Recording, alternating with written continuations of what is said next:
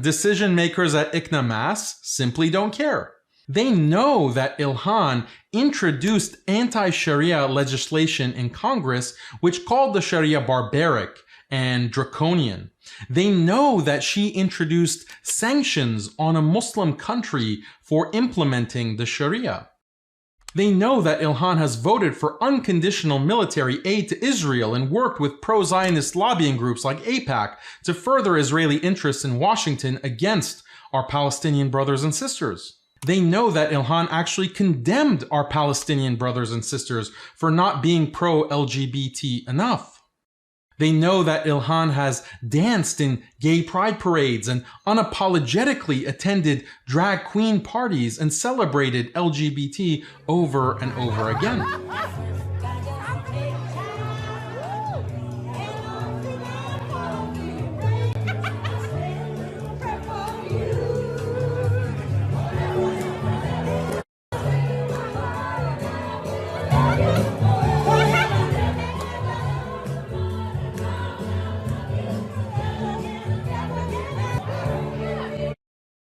ICNA knows all of this, yet they have nothing but the highest praise for her and feature her at their events over and over again. This is someone who have made us all proud. This sister of Islam, this American Muslim woman made all us proud. She followed the guidelines of Islam, وَقَالَ إِنَّنِي مُسْلِمِينَ, that she stood up for her faith. We will continue to support you and Sister Ilhan Omar for you. But what about the so-called scholars and imams that ICNA featured at this convention with Ilhan and other deviants? Why do they continue to legitimize these deep violations of the deen? People like Yasser Qadi or Abdul Nasser Jangda of Qalam Institute. Or how about Omar Suleiman? In fact, Ilhan's speech at the convention was immediately preceded by a lecture from Abdul Nasser Jangda. Why do you think that is? Why do you think ICNA deliberately surrounds deviants like Ilhan with imams with beards and kufis? What message do you think they're sending to the community? Sadly, these figures have absolutely no problem, no shame attending events alongside Ilhan. They have no problem legitimizing her with their presence. They simply don't care. Furthermore, they have nothing to say against Ilhan Omar, whether at the convention or afterwards. In fact, Yasser Qadi and Omar Suleiman have had nothing but praise for their shiro Ilhan Omar. When Ilhan was elected to Congress, Suleiman was the first to celebrate on national news. Ilhan has even been featured on Yaqeen Institute as an African-American hero. For years, Omar Suleiman and Yasser Qadi have urged the Muslim community to take Ilhan Omar as a brave role model who, according to them, does so much good for our community. Why else would they have a long track record of promoting her and appearing alongside her at event after event? I would go so far, actually, as to argue that the prominence and notoriety that Ilhan Omar, Linda Sarsour, and other liberal politicians and activists enjoy in the masjid-going conservative Muslim community is solely because of figures like Yasser Qadi and Omar Suleiman. They campaigned for these figures, opened doors for them, basically push them onto a community that would have rejected them in a heartbeat, all else considered. So the blame lies squarely on these compassionate imams. Take Yasser Qadi, for example. He has openly said that it was his ijtihad and the ijtihad of so-called mainstream Da'at in America that Ilhan and other liberal politicians and activists bring so much khair and goodness to the ummah. And all that khair and goodness outweighs anything we might disagree with. Look, as long as a person wants to benefit the ummah as a civilization, right? I can't take that person as an enemy even if I disagree with specific issues that they have. There are politicians issues, important issues. Yeah, but I'll disagree theologically and morally, but I won't cut off and take that person as an enemy when they are in the long run in some way, directly or indirectly, benefiting the ummah. We might ask Dr. Qadi, what is this direct or indirect benefit that Ilhan Omar and her ilk have brought to the Ummah? All the kufr, all the blasphemy, all the misguidance, are these the benefits, Dr. Qadi? The only muhajjira in our Congress, Ilhan Omar, right? I strongly disagree with many of her stances on transgender and LGBT. Strongly disagree, right? Yes. But in the end of the day, her presence in that auditorium and hall is a huge, huge blessing for us as a community, right? And it comes at a significant cost of our, it comes with a significant benefit of our political presence, right? But can I ask? She's also taken on the Uyghur cause. She's also supported, Turkey and some of the issues that they've done. She's also the first person to publicly bring in the issue of the AIPAC lobby, which has opened the doors. No politician before has been as blunt, and after she came, it opened a whole door. Now, a lot of khair has come. Agreed. Now, in my humble opinion, and I'm not supporting what she's done, she couldn't have done that khair without that evil that is also there. So he states that there are huge, huge blessings the Ummah has received because of Ilhan Omar. He lists 3 things. 1, she has spoken out about the Uyghur issue. Well, so has every other establishment figure in Washington. People might not realize this, but opposing the Chinese Communist Party and emphasizing human rights abuses by the Chinese is US policy. Even Donald Trump himself, as president, denounced China and accused them of committing genocide against the Uyghurs. This is for political reasons, of course, not out of the goodness of his heart, but the point is, in Washington, it is not some brave, unique, or outspoken thing for Ilhan to speak about the Uyghurs. So that's 1. The second benefit is she did something involving Turkey.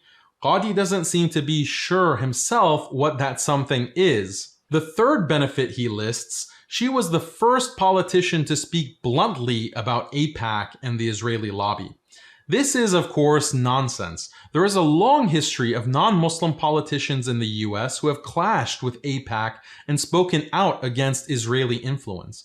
Just to mention a few of the most prominent ones, there's Denis Kucinich, who was a prominent longtime serving congressman who also was a presidential candidate in 2004 and 2008. There is Ron Paul, another longtime serving congressman and presidential candidate, consistently voted against Israel and criticized AIPAC way before Ilhan Omar was in politics. And then there is Bernie Sanders, a senator, presidential candidate, has opposed AIPAC many times in his career, openly called their annual conventions a platform of bigotry, and much more. Of course, none of these politicians have been 100% pro-Palestinian, but guess what? Neither has Ilhan Omar. In the most recent example, Ilhan voted for unconditional military aid to Israel. And in 2019, she signed onto an AIPAC letter in support of sanctioning Iran for the benefit of Israel. So Yasser Qadi's argument that Ilhan is providing some enormous, unmatched benefit to the Ummah, where is any evidence of that? Let's get to reality. She's there.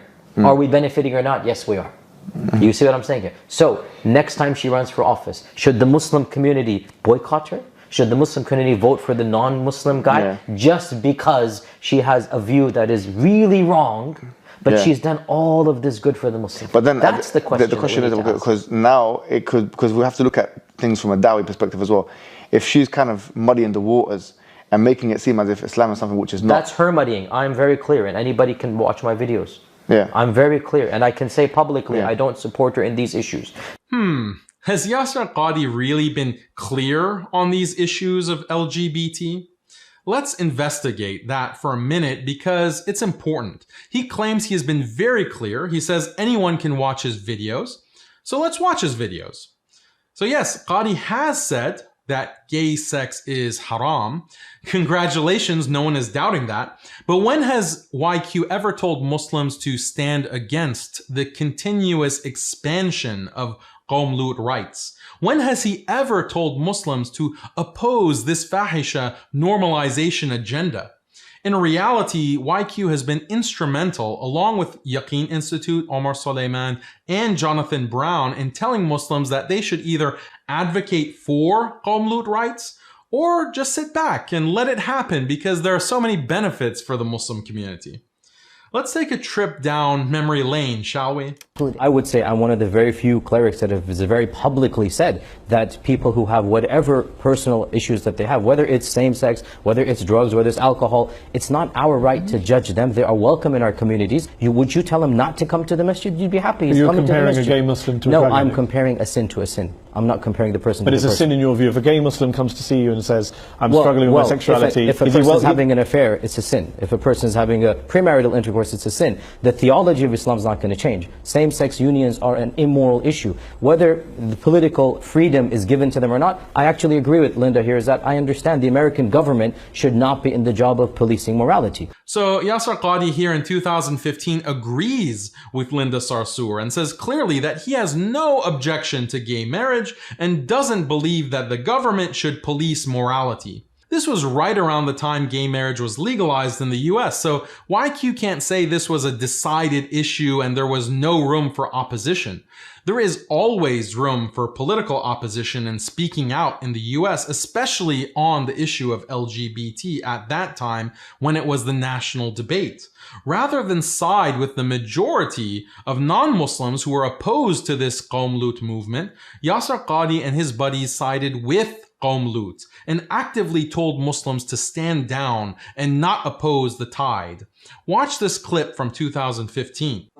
In America, the position that I have held, which has caused me trouble from both sides, is that it is a lost battle in America.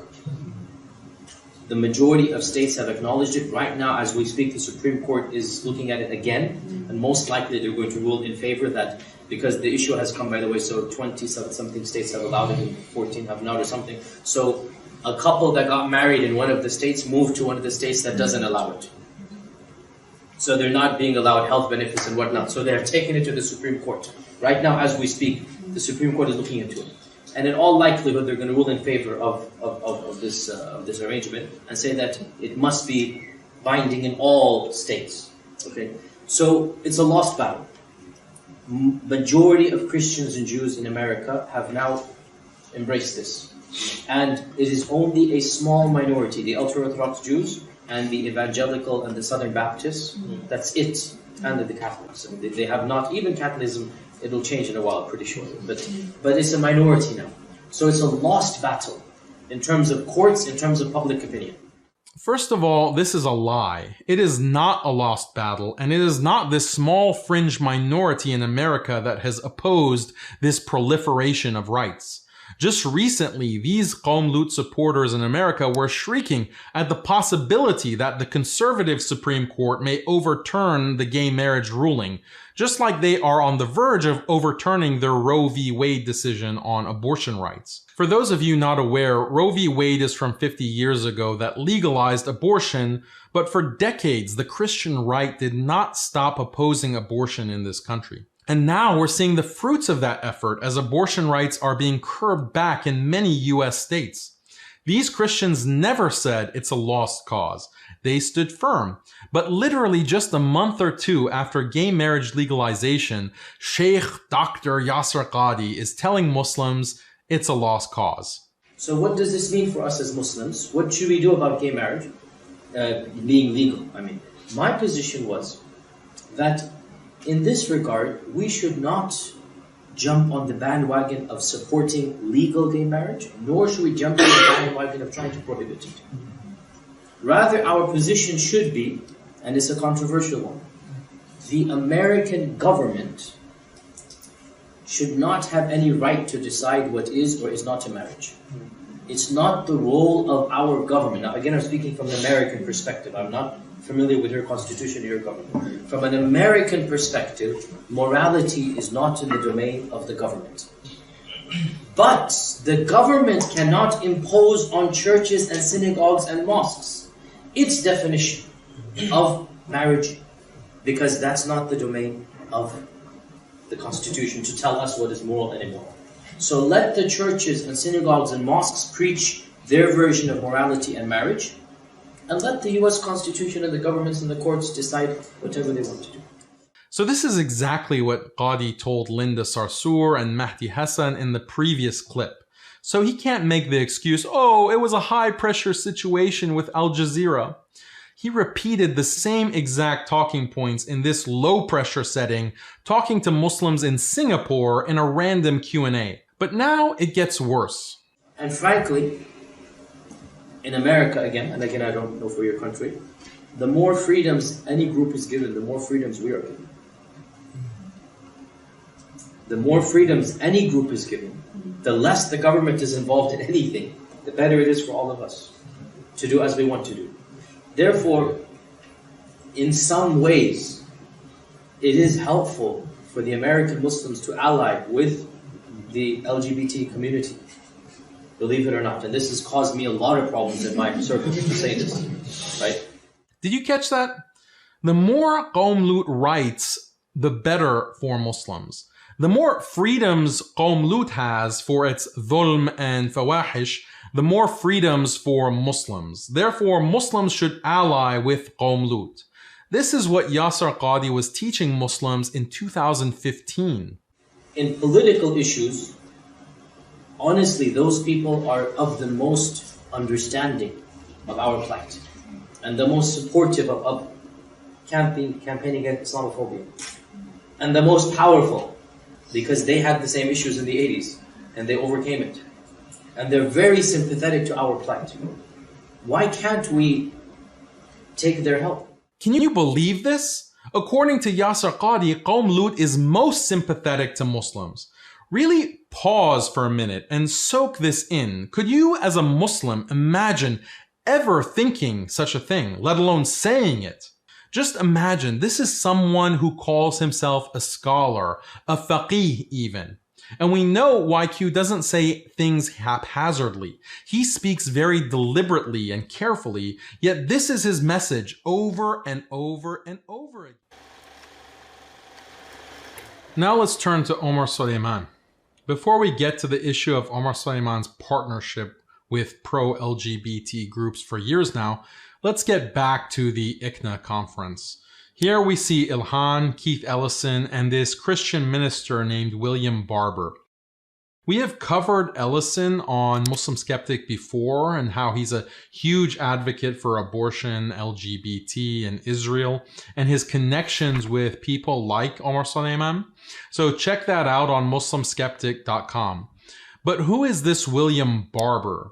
Barber is notable because in 2020, at that same Balancing Our Faith with Qawm Lut Rights conference at YQ's Masjid that I mentioned earlier, in Omar Suleiman's talk, he recommended Barber by name and praised him as a multi-faith leader.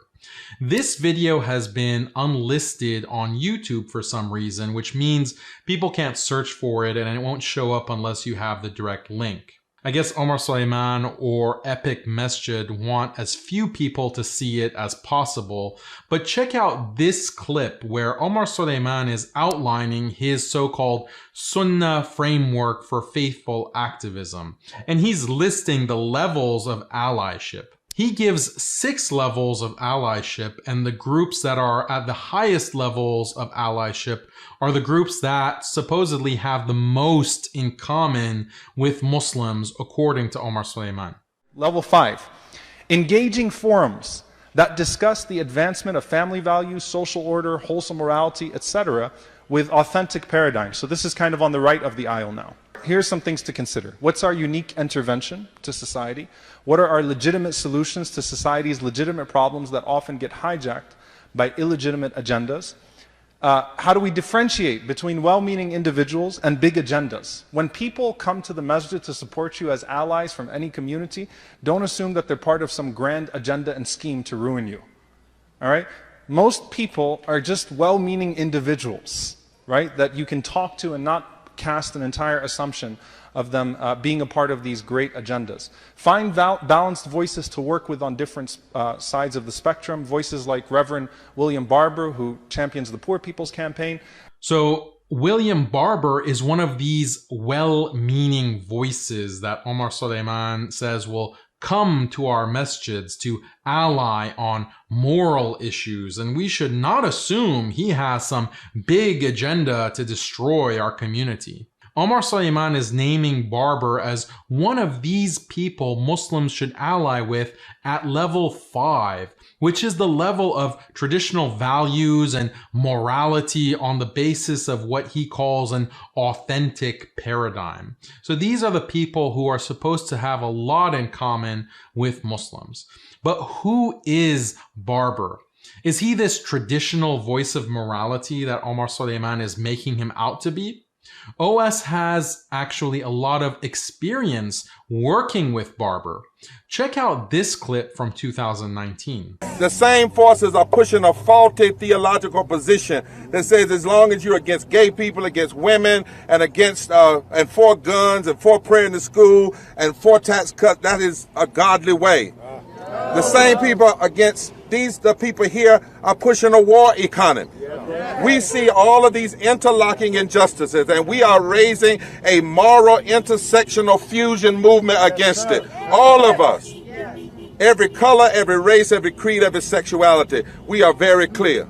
So you see Barber saying that it's not true that being against gay people is a godly way. It's not a godly way to be against gay people.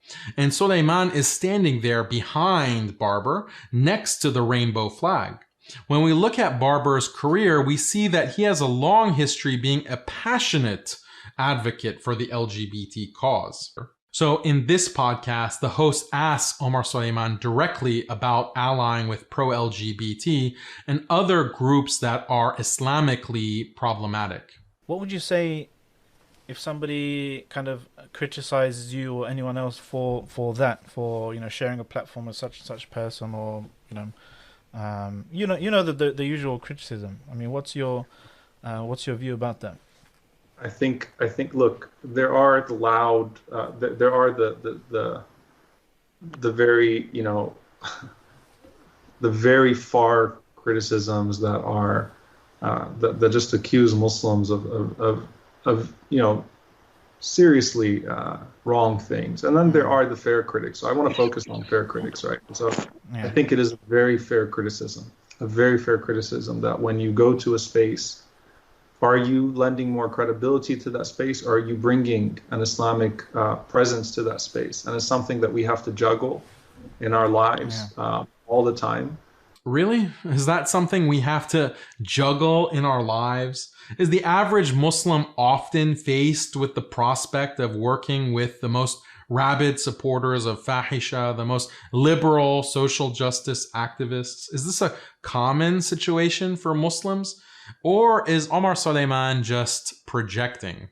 I think that the answer to that is that we need to develop frameworks, right? So, Sheikh Dawood Walid wrote the book Towards Sacred Activism. I recently actually taught a class at Qalam with the seminary students and put out the notes on Towards a Sunnah framework. I think we need to build up our framework so that we're not ambiguous, right? Yeah. I don't think that we can. Actually, let me just put it this way. We cannot, not I don't think, we cannot ever support anything religiously, politically, socially, culturally that is opposed to the Quran and the Sunnah. Not in the capacity of LGBT politics or in the capacity of CVE or surveillance or some of the others. We can't support any of that stuff, any element of it that opposes the Quran and the Sunnah. Well, that was pretty clear, right? He says with a chuckle that we cannot ever support anything that opposes Quran and Sunnah, whether in the capacity of LGBT politics or anything else. So case closed, right? But wait, what part of LGBT politics conflicts with the Quran and Sunnah exactly? Does repeatedly allying with and platforming pro-LGBT groups and activists oppose the Quran and Sunnah? Does publishing an article at your institute telling Muslims that they should affirm and advocate many LGBTQ rights, including gay marriage, does that conflict with the Quran and Sunnah? Because not only has Omar Suleiman done all of these things, he has also aggressively defended all of these things. So is he suffering from cognitive dissonance, or is he playing word games with us? Right. So the idea is, how do you live the Quran and the Sunnah in the public space? And if you're in a society, a pluralistic society, you're going to have to work with people who hold differing beliefs and differing viewpoints than you. How we can, really encourage people, look, come to the table, be yourself, be who you are. You're a Christian, you're a Jew, you're a Muslim, whoever you are. You don't have to compromise you don't have to compromise your religion. Like, we don't have to start mixing liturgies and prayers in order to be a healthy cooperation, right? So what we're looking for is that everyone has their particularities. We certainly have ours as Muslims, right? As Orthodox Muslims. So the question becomes, what's a healthy table to be at? And so I think it's important for us to work on issues and be very specific to the issues that we're working on. That doesn't mean seeking problematic alliances. That means that there are inevitably going to be times that if you're going to be effective in society and work on these specific issues, whether it's homelessness or poverty or policing or racism or healthcare, whatever it is, right? That there are inevitably going to be people at the table that are not going to agree with you on a lot, and you're not going to agree with them on a lot. So what's important for us is stick to the issues, be unambiguous about where we stand on our own identity, and not to carry out or not to carry on the baggage of everyone else, and then to find that place of harmony and coexistence that's important, inshallah ta'ala, for us all as we're living in these societies. So we should create frameworks, and I think that's what's going to help us navigate through. So some major assumptions here. First, Suleiman continually conflates allying with Jews and Christians with allying with Qawm Lut. This is not analogous at all. Yes, Ahlul Kitab are kuffar, but Qawm Lut are kuffar plus musrifun, and they're the worst fasiqun as described in the Quran. Secondly, what both Yasser Qadi and Omar Suleiman continually assert or just assume when they talk about this issue is that Qawm Lut are the friends of Muslims. This is completely false. Anyone can open their phone, their internet browser, read the news, and see exactly how Qawm Lut are attacking all religious groups, including Muslims, including Islam, not only in America, but around the world. These are people who are open enemies to Islam and to all believers, to all Orthodox Muslims. But the compassionate Imams are constantly doing PR for Qawm Lut and pretending that these are well-wishers that we want to sit with at the same table. Thirdly, OS makes 3 conditions for allying with these groups. He says, first, we have to stick to the issues. Second, we have to be unambiguous about where we stand. And third, we have to not carry any baggage. So let's go through these conditions and see if Omar Suleiman's own activism meets these conditions. And let's consider the infamous interfaith migrant march with the pagan rituals. We bring this consecrated water to the border wall because water knows no border. Yes.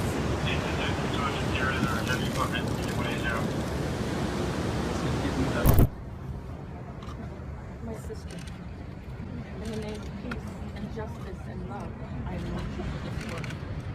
Now, some of you might not remember the whole context of that. The whole context prior to me releasing that video showing Suleiman participating in pagan practices, singing Christian songs, presiding over oil anointments, the whole context was a massive debate about Muslim political engagement and allyship.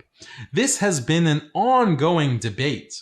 On one side, Omar Suleiman and the Dawah Mafia argued that Muslims must be politically involved and ally with the left by voting for people like Ilhan Omar, by marching with Linda Sarsour, by supporting LGBT rights, etc., etc. On the other side, people like me were saying, no, absolutely not. These allyships, these political stances, etc., all of this is leading to deviance in the community.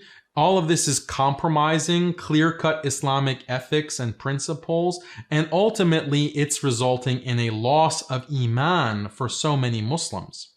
The Dawah mafia and their orgs resorted to all kinds of dirty tactics to silence people like me for pointing this stuff out and criticizing them. They branded me a liar, an extremist, a neo-Madkhali who is also somehow a neo-Khariji.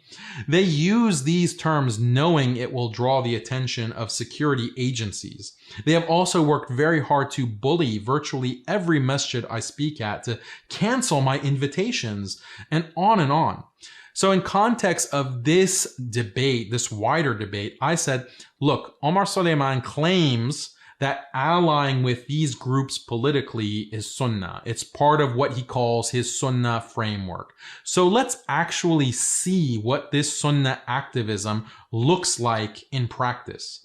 So I posted pictures of that specific event with Omar Suleiman, and I said, hey, read the articles about the event. It was full of kufr. Look at these pictures of the event. This is all crazy, objectionable stuff. How can any Muslim, let alone an imam, support this and call it sunnah and prophetic as Omar Suleiman has been doing? When I posted these pictures on Facebook, the Dawah mafia immediately rushed to defend their boy. Yasser Qadi, Zaid Shakir, even that second-tier British guy who for some reason loves joking about his underwear, they all jumped to praise that specific event as an exemplary case of all the good that Muslim political activism brings. They praised Omar Suleiman as a fearless leader, and they smeared me as a liar and a shaitan. So as a response to their smear campaign, I simply posted the video of the event, which you can watch in full with or without my commentary on the Muslim Skeptic channel. And that pretty much settled the debate as far as I was concerned. So of un-Islamic associations. Now, what is really crazy is that according to Suleiman, allying with Qawm Lut is not only inevitable, it's also sunnah. This is the position he has defended over and over again in multiple essays and multiple talks detailing his so-called sunnah framework. He argues explicitly that allying with pro-LGBT social groups is sunnah because that's what the Prophet ﷺ would have done himself.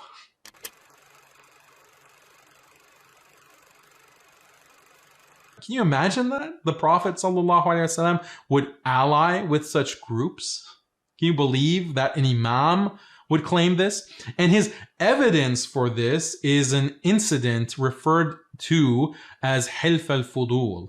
Suleiman, of course, completely misconstrues this Hilf al-Fudul, as we have written about on MuslimSkeptic.com. So check out our Yaqeen review if you're interested in further details on that. But the point is, Omar Suleiman is using this Hilf al-Fudul argument to justify his actions and claim that it is perfectly fine and even praiseworthy for a Muslim to go march with LGBT priestesses and speak at LGBT vigils and so on and so on. We are determined to cry together, to pray together, to stand together, straight, gay, Floridian, and Texan. All of this is part of what Omar Suleiman calls the Sunnah framework. And even more than this, according to his Yaqeen Institute, affirming and advocating LGBTQ rights and gay marriage is consistent with the Quran and Sunnah. That's the position Yaqeen's director of research, Jonathan Brown, has loudly and aggressively defended for years. But as I said before, I don't think I'm not going to do this kind of public lambasting of her or of another Muslim sister, right? Yeah. I'm not asking you to lambast. Yeah, I don't support gay marriage. I support the right to marriage for gay people. You explicitly specified Muslims should support gay marriage under US law. I said the right to gay marriage. Yeah, okay. Same big thing. difference. Big, not the same thing. Big difference. When you're saying we should, in fact, engage in so much as we would support the right of gay marriage, doesn't this seem very contrary to the da'wah of Lut alayhi salam, for example, who very much was opposed to these kinds of practices, let alone facilitated it. On what Islamic? I don't think Lut alayhi salam talked about gay marriage. How does this make any sense? How can you support the right of people to do something haram? Imagine for a second if Lut alayhi salam told his people, yeah, your fahisha is technically haram, but we can still support your right to engage in the haram. Imagine Lut alayhi salam saying this. Lut, by the way, was not in a Muslim society. He was in a corrupt, non-Muslim society. Contrary to the sunnah of the Anbiya, however, Yaqeen, Omar Suleiman, and Yasir Qadi have promoted and supported this idea of supporting Qawm Lut rights over all these years. Meanwhile, increasingly, Muslim kids are being forced to learn LGBT curricula in schools. Muslim businesses are being forced to abide by LGBT discrimination policies, abide by transgender bathroom ordinances, and Muslims are being charged with hate speech and being jailed for simply saying what Lut alayhi salam said to his people as recorded in the Quran. These are the LGBT rights that Yasir Qadi said at first it's fine to support, and then later he changed his view to, well, it's a valid ijtihad to support. Interesting to note, after 4 years and lots of intense criticism from Muslim Skeptic and others, Yaqeen has finally taken down Brown's paper, but they haven't retracted it. They haven't apologized for it. They haven't clarified anything about it. They just say that they have archived it and leave this bizarre note that Brown's position has been rendered obsolete by Supreme Court rulings. Which Supreme Court rulings are they talking about? His paper was published 2 years after the Supreme Court ruling legalizing gay marriage, and in that paper he tells Muslims to support gay marriage. So this note makes absolutely no sense, and it's kind of hilarious that it says Brown stridently upheld the orthodox Islamic sexual norms.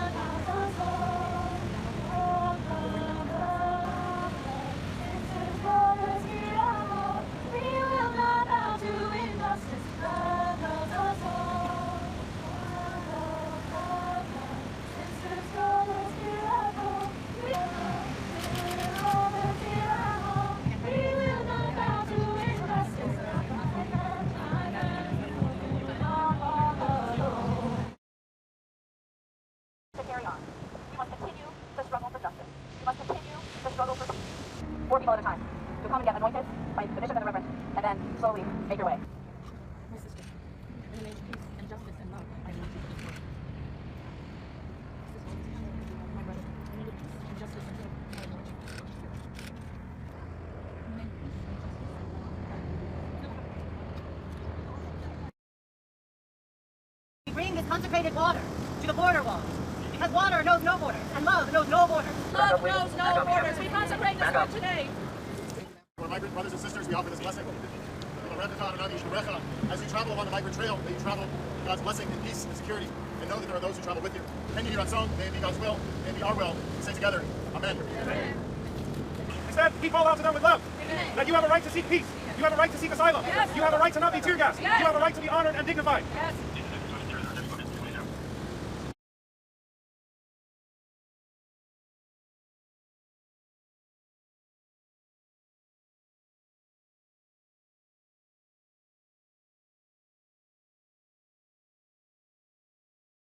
Your very presence, they close the door. But while they may close us out, they cannot close out the Spirit of God. Right.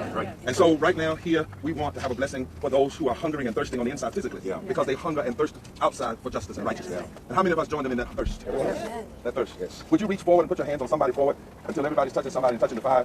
And repeat after me, this water has come from struggles all over the country.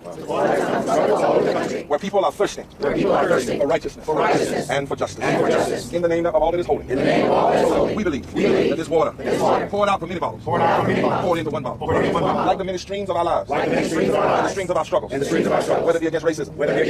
Poverty. Ecological devastation. The war economy. The false narrative of religious nationalism. Whatever the pain is. The lack of health care. The lack of living wages. People being locked in cages. Human beings.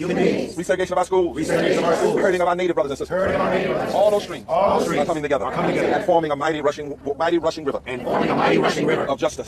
Right here. And right now. As others form those streams. And form that rushing water. And God anointed it. Let it be so now. But we cannot come here. And not also in the authority of love and justice condemn what is going on. We condemn the modern day slavery.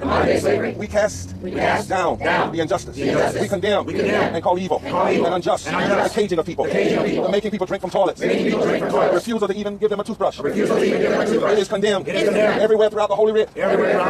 Mistreatment of the poor. Mistreatment of the stranger. It is to mistreat the prophets of God, the anointed of God, the angels of God. You're holding angels in this place, but you will not hold them forever. We join them now. And not only do we bring condemnation, but we bring hope. It doesn't have to be this way. America, turn around. America, repent. America, stop. America, change your ways. So we pour out this water now and declare this place a sacred place. You would not let us touch them with our hands. So we touch them by the Spirit inside of your detention center. And we call that which is not as though it were. The gate shall open. The wall shall be torn down. Our brothers and sisters shall be free. We will have the strength to fight. We do believe in the mighty rushing water. It is so. We are baptized afresh in the rivers of justice, the rivers of love. It is so. It is so. It is so. It is so. It is so. It is so. Amen. Let us step back where everybody is and I'll speak. السلام عليكم. لا تنسوا الاعجاب بالفيديو والاشتراك في القناة تشجيعا لنا لنستمر بنشر المزيد إن شاء الله.